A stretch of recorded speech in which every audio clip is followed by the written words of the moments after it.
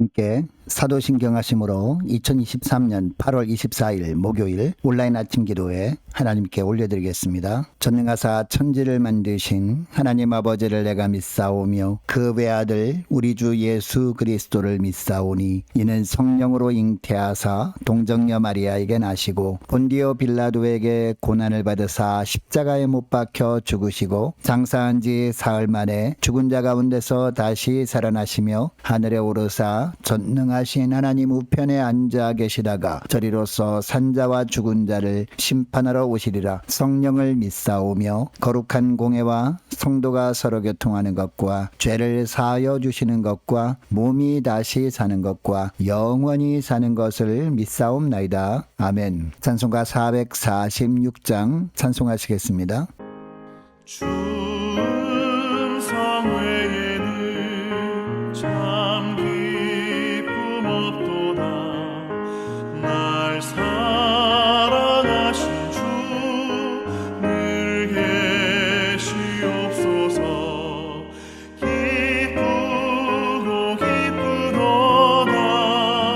항상 기쁘도다. 나 주께 왔사오니 복 주옵소서.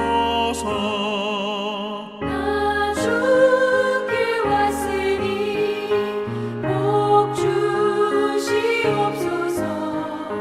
주 함께 계시면 그 시험이 기네. 기쁘고 기쁘도다. 항상 기쁘도다. 나 주께 왔사오니 복 주옵소서. 주 떠나가시면 내 생명 헛되네. 기쁘나 슬플 때 늘 계시옵소서. 기쁘고 기쁘도다. 항상 기쁘도다. 나 주께 왔사오니 복 주옵소서. 그 귀한 언약을 이루어 주시고 주 명령 따를 때 늘 계시옵소서. 기쁘고 기쁘도다. 항상 기쁘도다. 나 주께 왔사오니 복 주옵소서.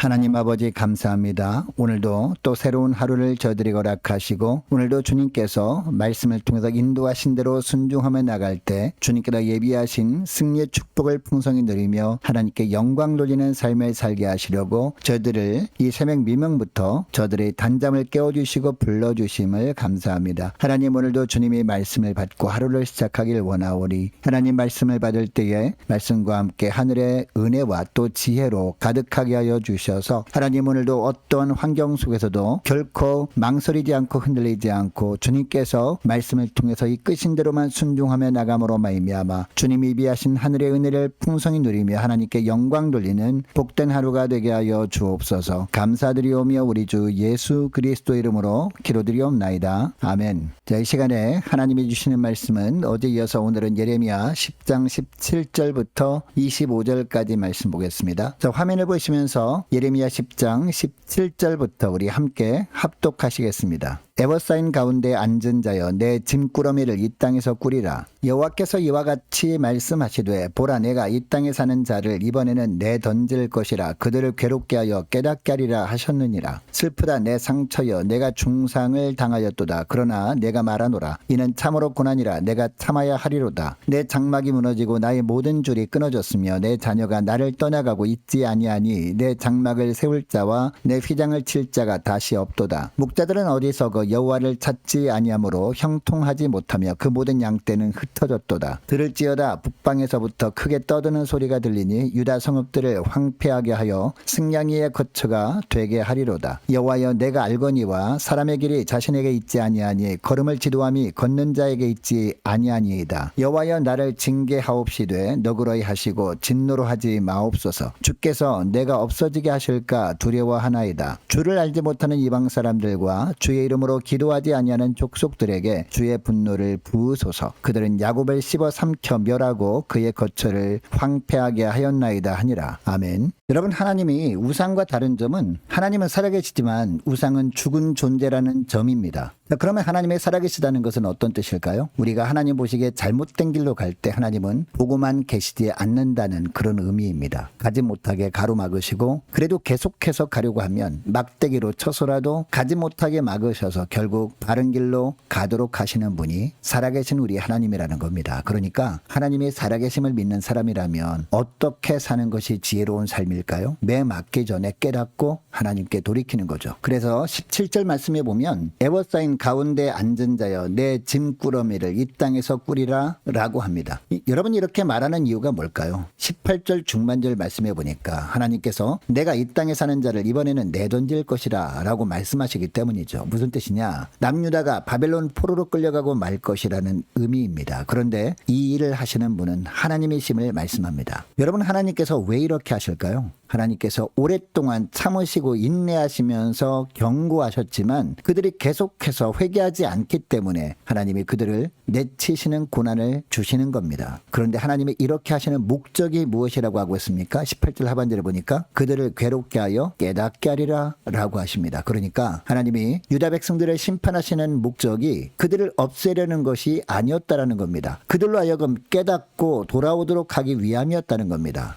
여러분, 이것을 통해서 알 수 있는 사실이 있습니다. 하나님께서는 한 번 택하신 백성은 결코 버리지 않으신다는 겁니다. 하나님께서는 한 번 사랑하신 백성은 결코 외면하지 않으신다는 겁니다. 계속해서 죄를 범하여 하나님을 떠나 산다 해도 하나님은 사랑하셔서 때려서라도 돌이킬 기회를 주시려고 하시는 분이 우리 하나님이라는 겁니다. 그러니까 견딜 만한 시련이 찾아올 때 하나님의 경고임을 깨닫고 더 고난의 매를 맞기 전에 하나님께로 돌이키면 되는 겁니다. 여러분, 노아의 홍수로 수많은 사람들이 멸망당했던 이유가 뭘까요? 120년이나 노아를 통해서 하나님께서 경고하셨습니다. 그런데 사람들이 하나님의 경고를 무시하고 하나님께 돌이키지 않았기 때문이죠. 여러분, 새벽마다 예레미야 말씀을 계속해서 우리에게 주시는 이유가 뭘까요? 하나님이 경고하시는 거죠. 여러분, 요즘 새벽 말씀을 통해서 하나님께서 저와 여러분에게 하시는 경고의 말씀은 무엇인지 깨닫게 해달라고 기도하는 이 새벽 될 수 있기를 원합니다. 그리고 하나님께서 깨닫게 해주실 때 빨리 깨닫고 하나님께로 돌이키는 지혜로운 여러분 되시기를 축복합니다. 여러분, 그러면 하나님이 주시는 사인을 빨리 깨닫기 위해서 필요한 것이 무엇일까요? 첫째로 하나님의 뜻을 추구하고 인내하는 겁니다. 자, 19절 말씀을 보면요, 예레미야는 장차 임할 심판을 생각하면서 뭐라고 합니까? 슬프다, 내 상처여, 내가 중상을 당하였도다 라고 하면서 괴로워합니다. 그런데 바로 이어서 말하죠. 그러나 내가 말하노라, 이는 참으로 고난이라 내가 삼아야 하리로다 라고 합니다. 여러분, 예레미야에게는 동족을 향한 뜨거운 사랑이 있었습니다. 자기 동족인 남유다 백성들이 나라를 빼앗기는 고난을 당할 일을 생각하니까 너무나 기가 막혔습니다. 그러나 그는 그런 고난 속에서도 하나님의 뜻이 있음을 발견하고 피할 수 없는 길이라면 모든 것을 감수하겠다라고 하고 있습니다. 하나님의 뜻이라면 거역하지 않고 인내하면서 하나님의 긍휼만을 바라보겠다라고 하고 있습니다. 여러분, 하나님은 간혹 우리에게도 회개에 이르게 하시려고 고난을 주실 때가 있거든요.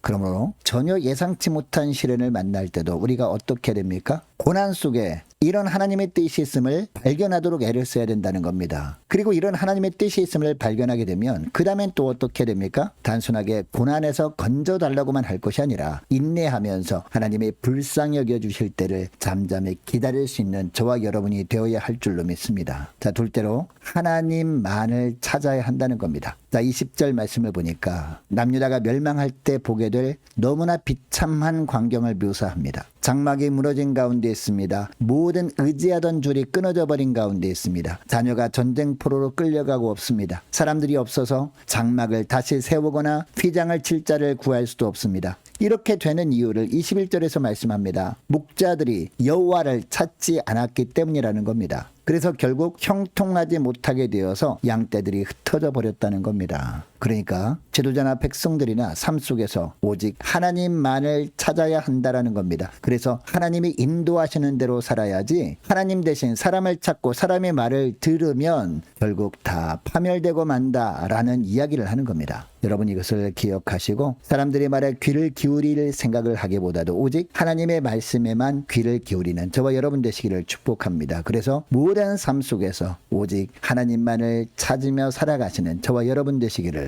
주의 이름으로 축복합니다. 셋째로, 하나님을 찾았으면 하나님만 온전히 의지하고 하나님의 자비만을 바라보아야 한다라는 겁니다. 자, 23절 말씀 보시기 바랍니다. 23절 말씀에 보니까 예레미야가 말합니다. 뭐라고 합니까? 사람의 길이 자신에게 있지 아니하니 걸음을 지도함이 걷는 자에게 있지 아니하니이다 라고 합니다. 여러분, 바벨론이 남유다를 침공했을 때 유다 백성들은 어떻게 해야 했을까요? 즉각 하나님 앞에 나아가 엎드려서 죄를 회개하면서 하나님의 뜻을 그때라도 찾아야 했습니다. 그런데 남유다 백성들은 어떻게 했습니까? 물론 하나님께 기도를 하지 않은 것은 아니었을 겁니다. 문제는 남쪽의 강대국인 애굽을 의지하는 모습을 보였다라는 겁니다. 결국 어떻게 됩니까? 애굽이 남유다를 지켜주지 못했습니다. 그래서 예레미야는 이 본문에서 사람의 길은 오직 걸음을 인도하는 하나님께 있다라고 하고 있는 겁니다. 여러분, 인생은요, 하나님께서 인도하십니다. 그러므로 결코 인간의 뜻대로 되지 않습니다. 그래서 하나님만을 온전히 의지해야 하는 겁니다. 여러분, 우리 인생은요, 하나님께서 보내신 목적이 반드시 있습니다. 그러므로 우리가 주님의 말씀을 통해서 우리를 향하신 하나님의 선하신 계획이 무엇인지 깨닫고 그 계획을 이루는 길로 하나님을 의지하고 나아갈 때 하나님은 감당할 수 있는 능력을 주시고 합력하여 선을 이루어 주시는 좋으신 하나님이심을 믿으시기 바랍니다. 반면에 우리를 향하신 하나님의 계획이 있음을 우리가 잘 깨닫지 못하면 어떻게 될까요? 내 뜻대로 살려고 하다가 하나님 모시기에 가증한 죄를 또 범하게 되고 이것 때문에 징계 차원의 고난을 당할 때가 찾아오게 되어 있습니다. 우리가 하나님 앞에서 늘 겸손해야 하는 이유가 바로 여기에 있는 겁니다.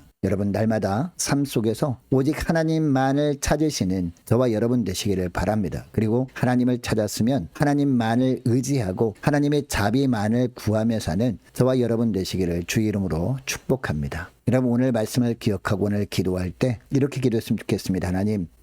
하나님이 깨닫게 하실 때 빨리 깨닫고 돌이키게 하여 주옵소서. 이것을 위해서 오직 하나님의 뜻만을 추구하게 하시고 모든 삶 속에서 하나님만을 찾게 하시고 하나님을 찾았으면 하나님만을 의지하며 살아가는 복된 종들 되게 달라고 간절히 기도할 수 있기를 원합니다.